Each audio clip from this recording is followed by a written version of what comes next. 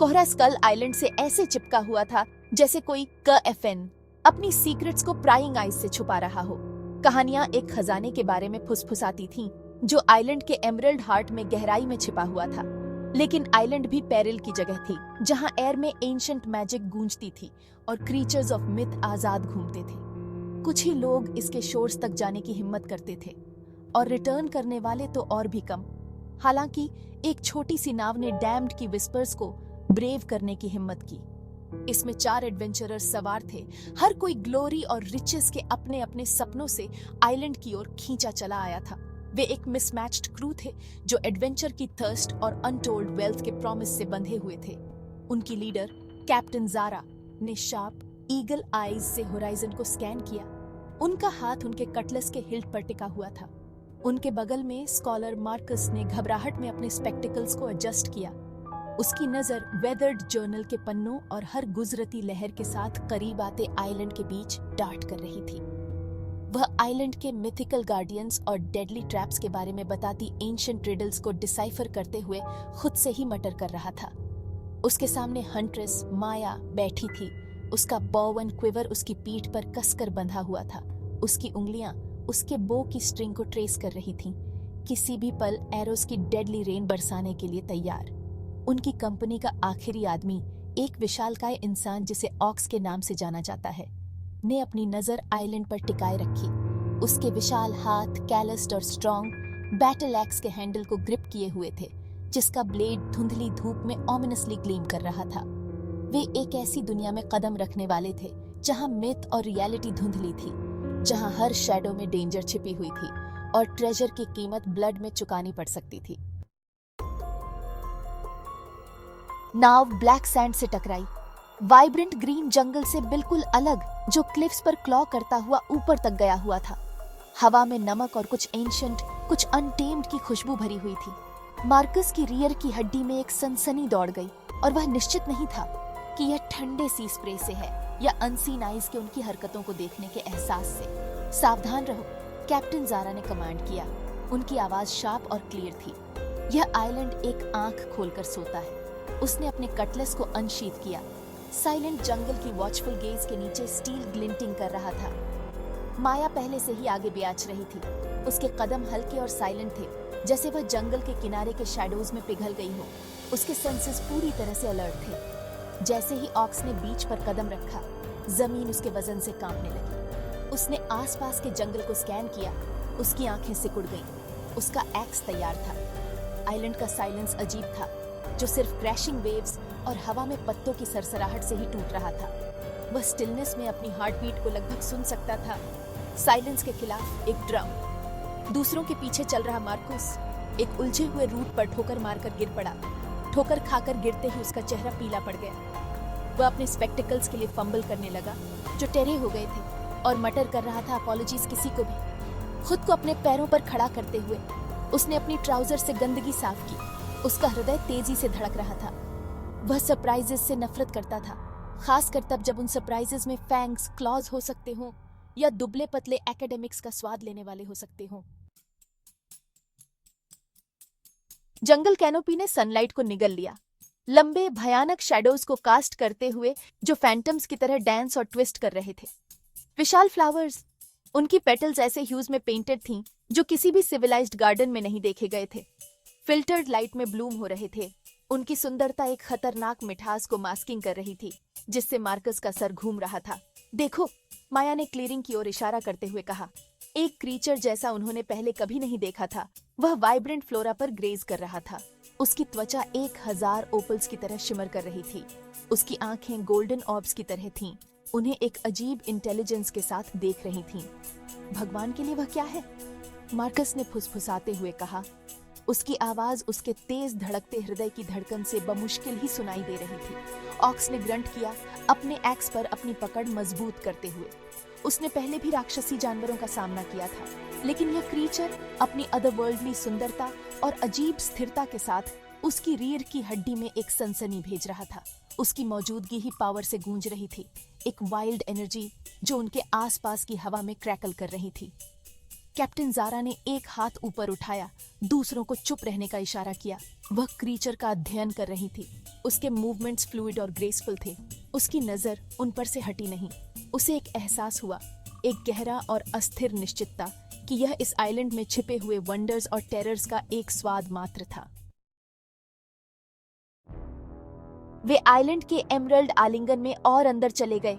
हर कदम एक जुआ था, हर सांस अज्ञात के खिलाफ एक जीत थी। वे ऐसे क्रीचर्स के रास्ते पार कर गए जिन्होंने कल्पना को चुनौती दी। विशाल इरिडेसेंट तितलियां जो सूरज को ढंक लेती हैं, लताएं जो आश्चर्यजनक गति से बाहर निकलती हैं, और ऐसे क्रीचर्स जो जीते जागते शैडोज से मिलते जुलते थे, उनके रूप पलक झपकते ही बदल जाते हैं। यह रहा जर्नल, मार्कस ने अपने माथे से पसीना पोंछते हुए कहा। यह ट्रायल्स के बारे में बताता है, गार्डियंस ऑफ द ट्रेजर। उसने क्लिफ फेस से नीचे गिरते हुए वाटरफॉल्स की एक श्रृंखला की ओर इशारा किया। पानी एक अप्राकृतिक रोशनी से चमक रहा था। हमें उनके माध्यम से गुजरना होगा। के माध्यम से? माया ने एक भौं उठाई। वाटरफॉल्स गर्जना कर रहे थे। उनकी शक्ति दूर से भी स्पष्ट थी। उस ऊंचाई से कूदना आत्महत्या होगी। क्या तुम्हें यकीन है कि यह ठीक रहेगा, स्कॉलर? हमारे पास कोई विकल्प नहीं है, कैप्टन ज़ारा ने कहा। उसकी आवाज स्टीली थी। उसने अपने कटलेस पर पकड़ समायोजित की। खजाना किसी का इंतजार नहीं करता, और यह आइलैंड ये उन लोगों को परखता है जो इसके दिल की तलाश करते हैं। वह फॉल्स की ओर एक कदम बढ़ाई। उसकी नजर अटूट थी। ऑक्स बिना किसी हिचकिचाहट के पीछा किया। उसका अपने कप्तान पर भरोसा पूर्ण था। वह जानता था, एक ऐसी निश्चितता के साथ जो उसकी हड्डियों में गहरी बस गई थी, कि उनकी यात्रा अभी शुरू ही हुई थी। असली खतरे, वे ट्रायल्स जो उनके साहस और उनकी वफादारी को परखेंगे, अभी बाकी थे। हवा अनदेखी ऊर्जा से क्रैकल हो रही थी, क्योंकि वे आखिरकार आइलैंड के हृदय तक पहुंच गए थे। एक विशाल मंदिर लताओं और समय से निगल लिया गया उनके सामने खड़ा था। इसका प्रवेश द्वार ग्रोटेस्क विंग्ड जानवरों की 2 मूर्तियों द्वारा रक्षित एक भयानक हरी रोशनी से पुल्स करता हुआ प्रतीत हो रहा था। यह वह है, मार्कस ने कहा। उसकी आवाज ओ और टेरर का मिश्रण थी। यह रहा जर्नल। यह एक पजल के बारे में बताता है, बुद्धि की परीक्षा, ताकत की नहीं।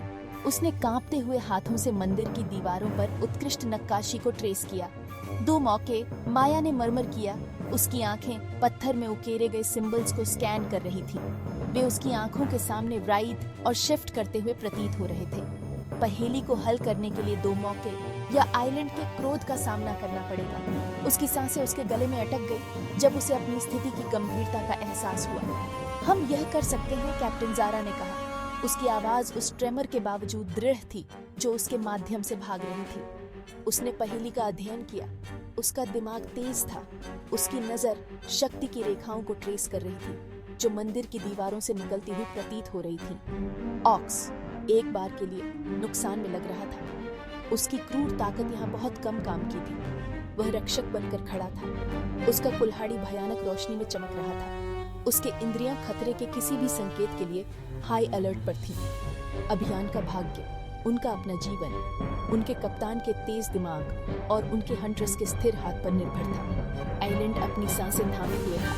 यह देखने के लिए इंतजार कर रहा था कि क्या वे योग्य हैं। मंदिर के भीतर की हवा सदियों के भार से भरी हुई थी। धूल के कण प्रकाश की किरणों में नाचते थे, जो ग्लूम को भेदते हुए भूले हुए देवताओं और भयानक राक्षसों के म्यूरल्स को इल्यूमिनेटिंग करते थे। सन्नाटा छाया हुआ था। सिर्फ उनकी अपनी सांसों की आवाज और उनके दिलों की तेज धड़कन से ही टूट रहा था। यह जगह क्या है? मार्कस फुसफुसाया। उसकी आवाज विशाल कक्ष में अजीब तरह से गूंज रही थी। उसने अपने चश्मे को एडजस्ट किया। उसकी निगाहें एक शिलालेख से दूसरे शिलालेख पर जा रही थीं। प्राचीन भाषा को समझने की कोशिश कर रही थीं। यहीं पर किंवदंतियां बनती हैं या टूटती हैं, कैप्टन ज़ारा ने उत्तर दिया।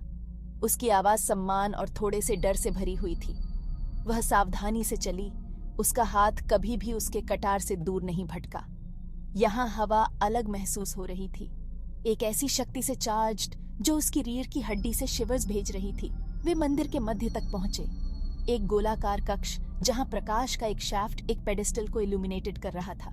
उस पर एक सुनहरी मूर्ति टिकी हुई थी। इसकी आंखें 2 परफेक्ट माणिक थीं जो एक आंतरिक प्रकाश से पल्स कर रही थीं। माया ने हवा में सांस ली। उसका हाथ उसके मुंह तक उड़ गया। खजाना, यह जितना उसने सोचा था उससे कहीं अधिक शानदार था। जैसे ही उन्होंने आगे कदम बढ़ाया, जमीन हिल गई और उनके चारों ओर शैडोज मरोड़ते और कुंडलित होते दिखाई दिए। मूर्ति की आंखें चमक उठीं, चेंबर को रक्तलाल प्रकाश से नहलाते हुए। अंधेरे से एक आवाज, प्राचीन और शक्तिशाली, गूंज उठी, मंदिर की नींव को हिलाते हुए। आप उस चीज की तलाश कर रहे हैं जो आपका नहीं है। आइलैंड के रक्षक जाग गए थे। जैसे ही चैम्बर ओनफ विस्पर्स की गूंज फीकी पड़ती है, साहसी लोग खुद को एक नए रहस्योद्घाटन की दहलीज पर पाते हैं।